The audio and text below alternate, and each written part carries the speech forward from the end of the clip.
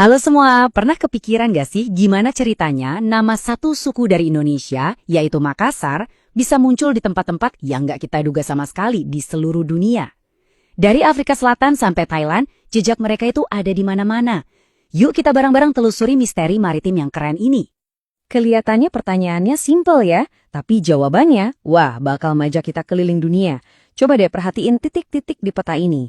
Gimana bisa coba sebuah nama dari Sulawesi Selatan nyasar sampai ke ujung Afrika? Nah, inilah teka-teki yang akan kita bongkar dengan mengikuti jejak para pelaut pemberani yang menjadikan samudra luas itu halaman belakang rumah mereka. Oke, jadi untuk ngerti kenapa mereka bisa sejauh itu, kita harus mundur dulu nih ke sumber kekuatan mereka.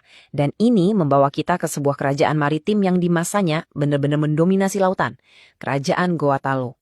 Nah, ini yang bikin mereka unik banget. Coba deh bayangin, ada satu rakyat tapi rajanya ada dua. Aneh kan? Tapi buat dunia luar, mereka itu satu dan dikenal sebagai kekuatan yang sangat disegani, yaitu orang Makassar. Jadi, ambisi mereka buat menguasai lautan itu udah ada dari lama banget loh. Sejak abad ke-15, Pangeran Kareng Samarluka itu udah memimpin ekspedisi laut gede-gedean. Nah, puncaknya itu pas awal abad ke-16, ketika Goa dan Talo bersatu. Dari situ, mereka berubah jadi raksasa maritim yang gak terbendung dan jadi pusat perdagangan paling penting di Asia Tenggara. Saking hebatnya mereka, reputasinya itu sampai ditulis loh di naskah kuno Melayu, namanya Bustanus Salatin. Di situ, Karaeng Samarluka digambarkan sebagai sosok yang sangat berani dan perkasa. Tujuannya bukan cuma dagang, tapi untuk mengalahkan semua negeri di bawah angin, yang pada dasarnya adalah istilah keren untuk menaklukkan seluruh Asia Tenggara. Oke, tadi kan kita ngomongin soal penaklukan ya. Sekarang kita pindah ke salah satu cerita favorit saya beneran deh.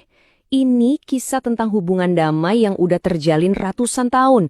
Hubungan yang jujur aja cukup mengejutkan antara pelaut Makassar dengan penduduk asli di Australia Utara. Jadi selama berabad-abad pelaut-pelaut Makassar ini rutin banget berlayar ke pantai utara Australia yang mereka sebut Mareke buat nyari teripang. Hubungannya tuh deket banget loh sampai mereka saling kasih nama. Orang Makassar manggil penduduk asli di sana sebagai bangsa Mareke, dan sebaliknya, suku Yolngu di sana nyebut para pelaut ini Mangantar. Ini bukan sekedar bisnis, ini udah kayak persahabatan antar budaya. Terus dampaknya gimana? Wah, ini dia yang luar biasa. Coba lihat angka ini, 320. 320.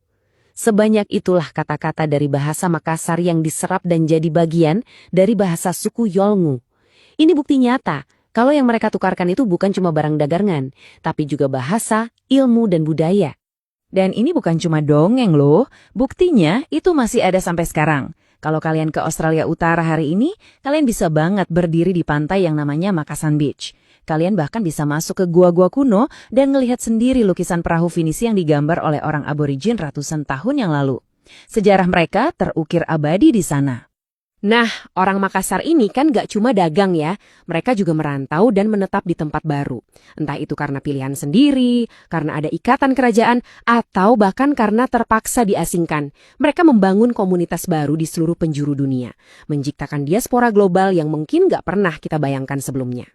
Coba deh kita lihat petanya. Di Thailand, sebuah komunitas Muslim Makassar lahir di abad ke-17. Geser ke Malaysia, ada seorang bangsawan, Karaeng Aji, yang bikin kampung di sana tahun 1722, dan namanya masih ada sampai sekarang. Di Timor Leste ada pantai namanya Pantai Makassar, karena jadi tempat singgah penting buat mereka. Dan yang paling jauh, ribuan kilometer dari rumah, ada seorang ulama besar yang diasingkan Belanda ke Afrika Selatan. Dari semua cerita tadi, kisah Syekh Yusuf Al-Makassari ini mungkin yang paling wow. Coba bayangin, beliau itu dibuang ke ujung dunia sama Belanda, statusnya tahanan politik. Tapi apa yang terjadi? Pengaruh spiritualnya begitu besar, sampai beliau justru dihormati sebagai salah satu pendiri komunitas Islam di Cape Town. Warisannya begitu kuat, sampai ada kota di sana yang dinamai Makassar untuk menghormati beliau. Dari orang buangan jadi pahlawan bagi dua bangsa. Luar biasa. Oke, kita udah hampir sampai di ujung perjalanan kita nih. Dan sekarang kita masuk ke bagian yang paling aneh, paling mengejutkan. Gimana gema nama Makassar itu masih ada sampai hari ini? Seringkali lewat cara-cara yang gak akan pernah kita sangka. Cerita yang satu ini bener-bener absurd deh. Jadi gini, orang Makassar itu kan punya kebiasaan merawat rambut pakai minyak kelapa. Nah, orang Eropa lihat ini, terus mereka bikin produk dan dijual dengan nama keren Macassar Oil. Laris manis. Tapi ada masalah. Minyaknya ini ninggalin noda di sandaran kursi dan sofa mahal zaman Victoria. Terus solusinya gimana? Mereka menciptakan selembar kain kecil pelindung yang disebut anti Makassar. Iya beneran, kebiasaan orang Sulawesi secara nggak langsung menciptakan sebuah item dekorasi rumah di Eropa.